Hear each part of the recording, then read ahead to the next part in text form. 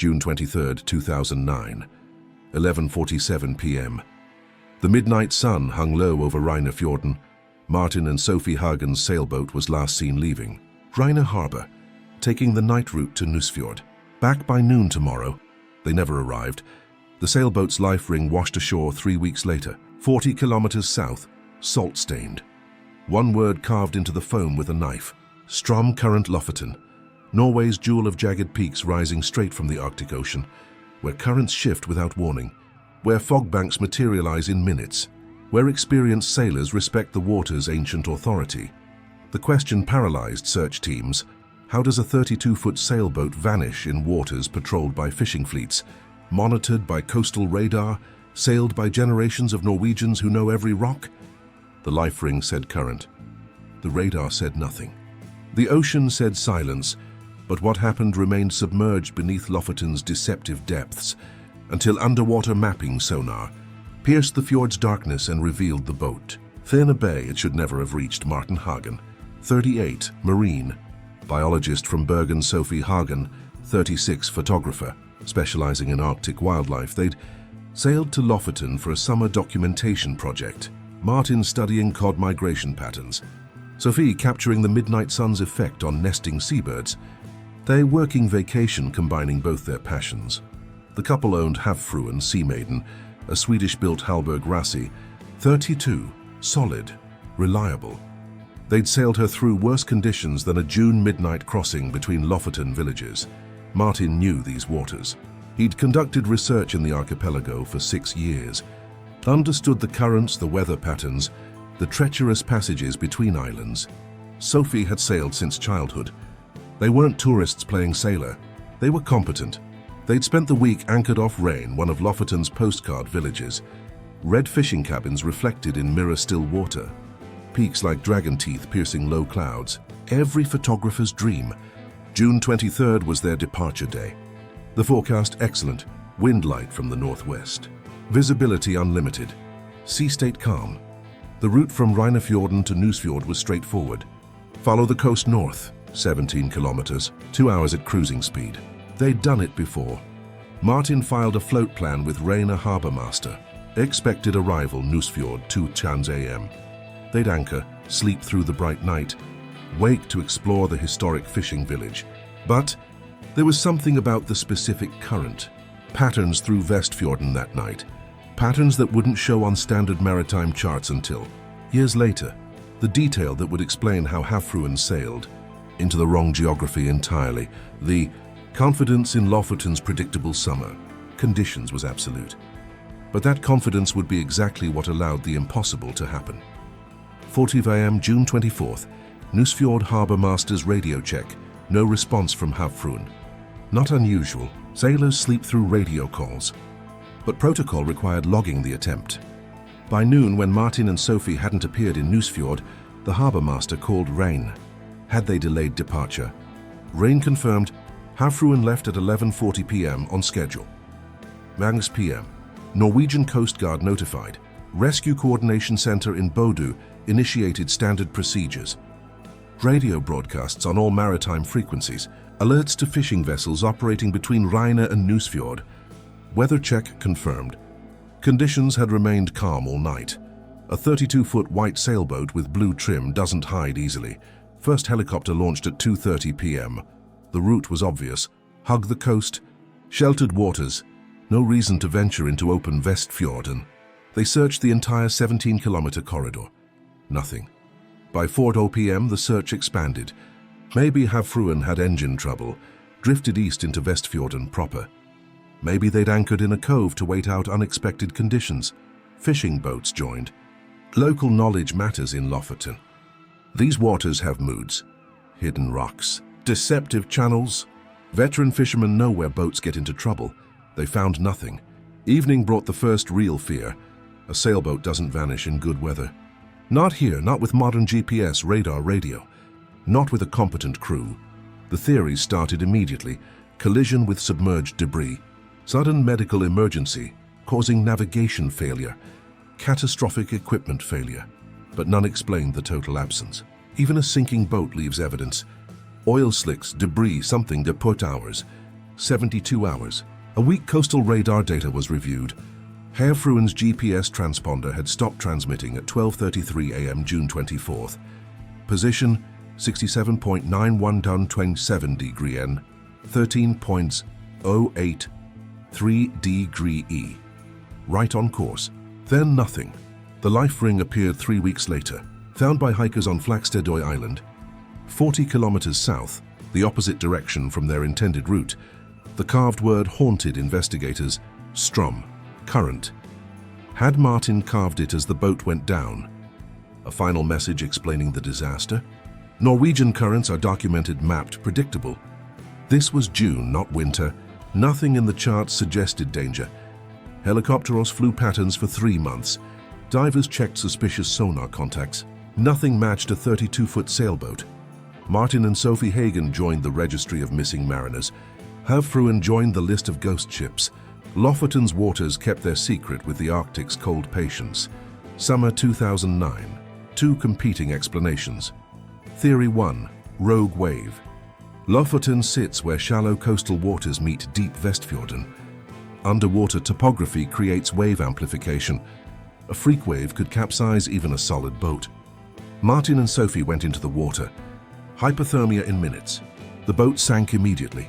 Supporting evidence, it explained the sudden GPS loss. It explained the life ring traveling south on the prevailing current. It explained the total absence of debris. Everything went down fast, deep water. Theory 2.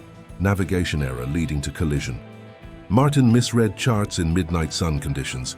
Sailed into rocks on one of the smaller islands. Impact hauled the boat below waterline. They attempted to reach shore but didn't make it. Supporting evidence. The GPS position at 12:33 a.m. was near several small islands with submerged hazards. An exhausted Martin might have misjudged distance. The life ring could have detached during collision, but Lofoten's geography contradicted both theories. The last GPS position was in 50 meters of water. Too deep for rocks. The seabed there is featureless. Surveyed for submarine cables, no obstructions recorded. The wave theory had problems too. Other boats had transited the same area that night. Nobody reported unusual sea conditions. The weather data showed consistent light winds and the life ring. Why carve strum if a wave hit? No time. Unless Martin somehow knew current was dragging them somewhere fatal. Maritime accident investigators noted anomalies in the Vestfjorden current data from June 23, 24. 2009, a temporary eddy system had formed. Unusual, not dangerous in itself, but it created counterintuitive water movement. Still, eddies don't sink sailboats. Investigation protocols demanded checking every possible location. But where do you check when the ocean is the crime scene? Drift models suggested Havfruen, if sunk at the last GPS position, would rest in 50-80 meters of water. Findable, but initial sonar sweeps found nothing. Each evidence revealed possibilities, but also impossibilities. As if Vestfjorden's currents actively rearranged reality, flowing through the investigation like water through a net. Visible but ungraspable, years accumulated. 2010, 2012, 2015, Martin's research institution held a memorial. Sophie's photography was exhibited in Bergen. Havfruen's registration was cancelled. The maritime mystery became local legend. The couple who sailed into the midnight sun and never returned. Lofoten storytellers added them to centuries of similar tales. But the ocean, Lofoten's specifically configured system of fjords, currents, and underwater topography, had documented everything. The documentation just required 14 years and technology that could see where human eyes couldn't reach. 14 years. 2 families waiting for answers. A sailboat that vanished in monitored waters. No certainty. If this touches you, if you believe that even experienced sailors deserve to have their story known, like helps us continue revealing what Nordic waters conceal. Subscribe, because what underwater sonar discovered will completely rewrite this mystery. By 2015, when cold cases were systematically reviewed, maritime investigators focused on 2 scenarios. Theory 1, catastrophic structural failure. Havfruen's hull developed a crack. Age, stress, hidden damage from previous impact. Water rushed in below deck. The boat sank in minutes. Too fast for distress calls. too fast for life raft deployment. Evidence. Hallberg-Rassy boats are robust, but any boat can fail. The lack of debris suggested rapid sinking. The life ring detaching made sense if the boat went down stern first, as a flooding hull would. The strum carving? Martin's attempt to explain they were caught in current while the boat was sinking. A message about what was happening. Theory 2. Piracy or foul play. Despite Lofoten's safety, desperate people exist everywhere. Another boat encountered Havfruen. Robbery gone wrong. Bodies and boat disposed of to hide evidence. Evidence. The total disappearance suggested deliberate concealment. The GPS turning off could indicate forced disabling. The life ring thrown overboard as misdirection. Counter-argument. Lofoten in June has near 24-hour daylight. Witnesses everywhere. Fishing boats constantly transit. A crime at sea would be nearly impossible to hide. But one element defied both explanations: the current patterns. Norwegian Hydrographic Institute reviewed 2009 data. The eddy that formed on June 23, 24 was unusual but not unprecedented. It created a circular current pattern in Vestfjorden, but modeling showed anything caught in it would eventually drift predictably. The life ring drifted south, standard, but if Havfruen sank at the last GPS position, it should have been found in the original search grid. So unless the boat didn't sink where the GPS died, unless it drifted, still floating for hours after transponder failure. But drifting where?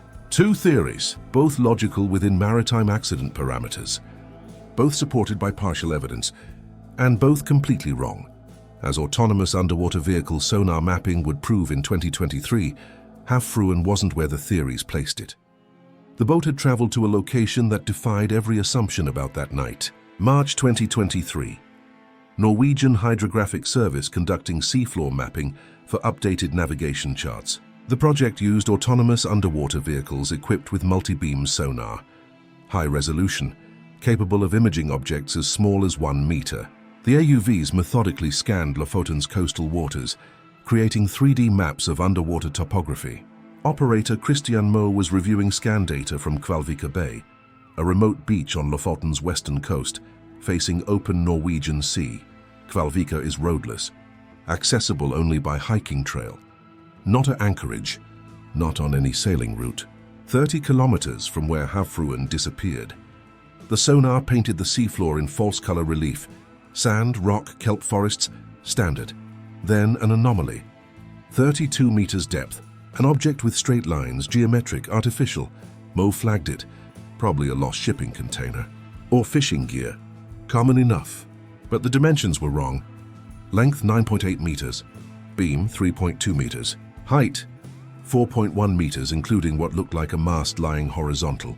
Those proportions matched a sailboat, specifically a 32-foot sailboat. Mo checked historical data.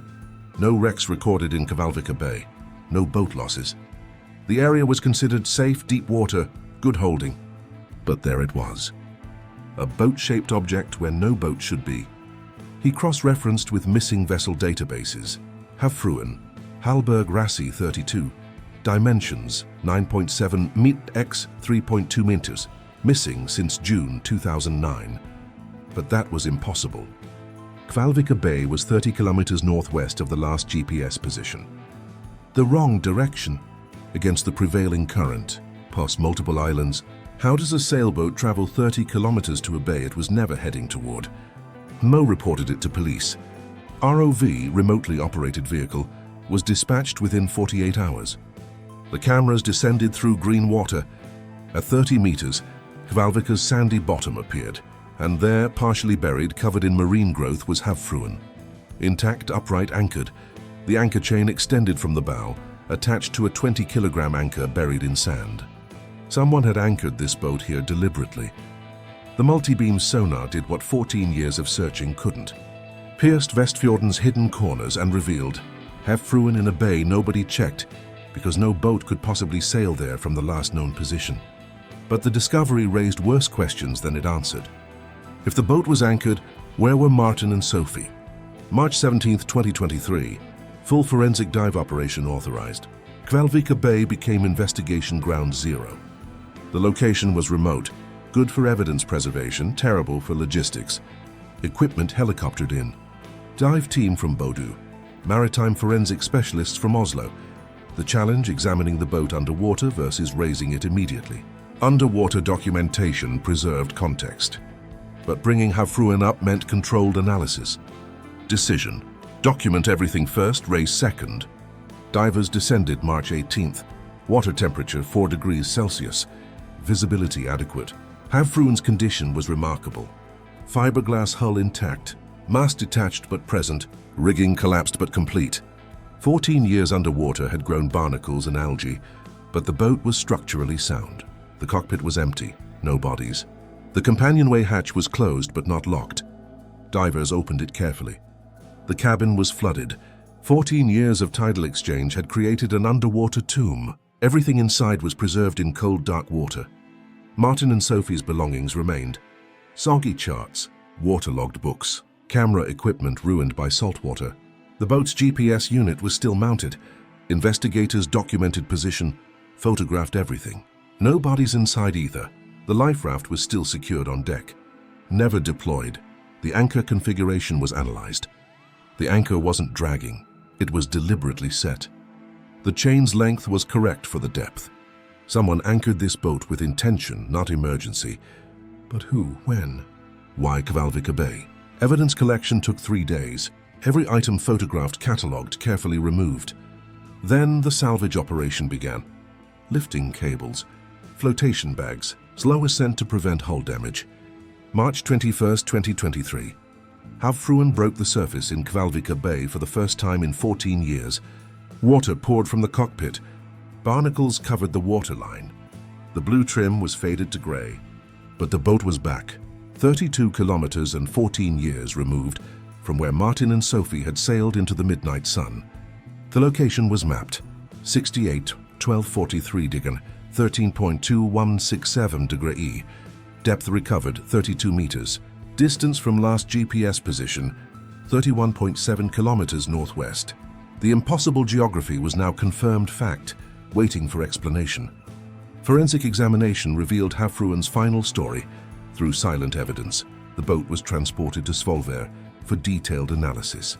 Every surface checked, every compartment examined. Marine forensics and criminal investigators working simultaneously. The hull showed no collision damage. No cracks, no structural failure. The theory of catastrophic sinking was false. The engine was intact. Fuel tank half full. Oil levels normal. Mechanical failure wasn't the cause. Inside the cabin, investigators found the critical evidence. The ship's log, waterlogged but partially readable. Martin's handwriting.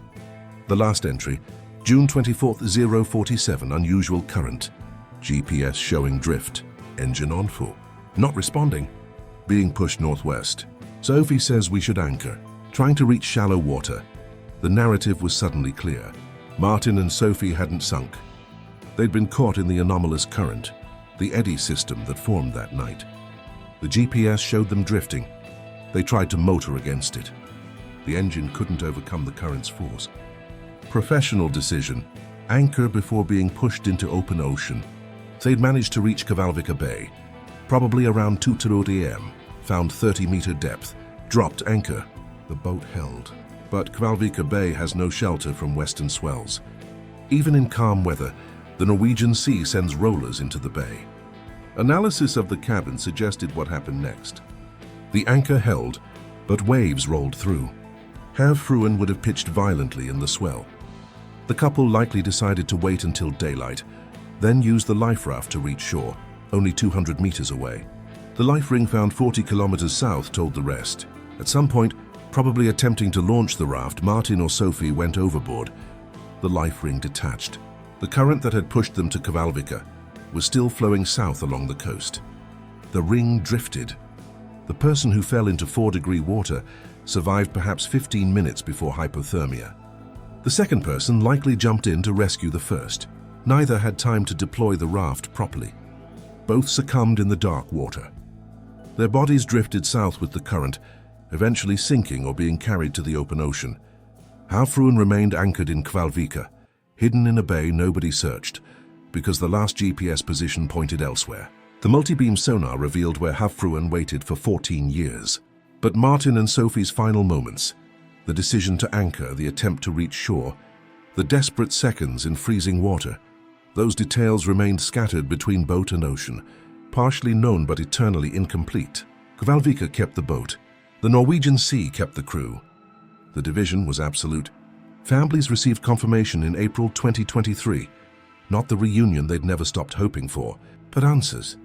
Finally, Martin and Sophie Hagen were officially declared lost at sea. Maritime accident, complicated by unusual oceanographic conditions. No fault, no negligence, bad luck and bad current. The Norwegian Hydrographic Service investigated the June 2009 eddy system thoroughly. It formed due to specific wind and tidal interactions. Rare but not unique, it created a northwest flowing surface current lasting approximately 6 hours. Any boat caught in it during that window would be pushed toward Kvalvika, unable to motor free. New protocols resulted. Real-time current monitoring for Lofoten waters, especially during summer when sailors assume conditions are benign. Warning systems for anomalous current formation. Education programs about eddy risks. Havfruen itself was preserved. Maritime Museum in Bergen took the boat, restored, displayed with the full story. A memorial to competent sailors, defeated by invisible ocean dynamics. The anchor that held Havfruen in place for 14 years was analyzed. It had performed perfectly. The boat stayed where Martin positioned it, waiting to be found. After the Hagens, Lofoten implemented comprehensive seafloor mapping. Autonomous underwater vehicles now regularly scan coastal areas. Real-time oceanographic buoys monitor current patterns. The technology exists to see what humans cannot. But ocean currents remain fundamentally chaotic. Predictable in general, unpredictable in specific. Martin and Sophie did everything correctly. Monitored weather, filed float plans, had proper equipment. The ocean simply introduced a variable that wasn't in any forecast. Answers were found about where, about how the boat traveled, about why they anchored in Kvalvika. But their exact final moments, whether they stayed together, whether one tried to save the other, those questions remain dissolved in Lofoten's cold depths, known only to the Arctic waters that witnessed and never speak. The Hagen case teaches that oceans operate on scales humans struggle to perceive. A current forming at midnight, lasting hours, pushing boats kilometers off course, all invisible to everyone experiencing calm weather and clear skies. Martin's log entry about unusual current was accurate. He recognized something was wrong. But recognition doesn't equal control. Even with engine on full, Havfruen couldn't escape the eddy's grip. The ocean was simply stronger. The irony haunts they successfully anchored in Kvalvika. The boat was saved. If they'd stayed aboard until dawn, fishing boats would have spotted them. Rescue was hours away, but hindsight is merciless. In darkness, facing an exposed anchorage, their decision to attempt shore seemed reasonable. Kvalvika Bay held their boat for 14 years. The underwater anchor site became an unintended preservation chamber, keeping Havfruen intact until sonar technology advanced enough to find it in a location nobody thought to search. This case reminds us that even in the most organized societies in the world, the vastness of Nordic nature continues being a human mystery, capable of making people simply disappear, leaving only echoes in the eternal landscapes of Scandinavia. If this story impressed you, leave a like. Subscribe to Nordic Missing Stories channel to not miss our next mysteries from the Nordic lands. Share with that friend fascinated by maritime mysteries and ocean dynamics. This revelation will impress them. In the comments, tell us, should real-time current monitoring be mandatory for all coastal sailing in Nordic waters? Activate the bell to be notified of upcoming cases. Thank you for watching, and remember, in the vast Nordic landscapes, there are always more mysteries waiting in the eternal mists of the north. Until the next mystery from Scandinavian lands, tentar novamente o Claude pode cometer erros, confira sempre as respostas. Sonnet Philpen Finca.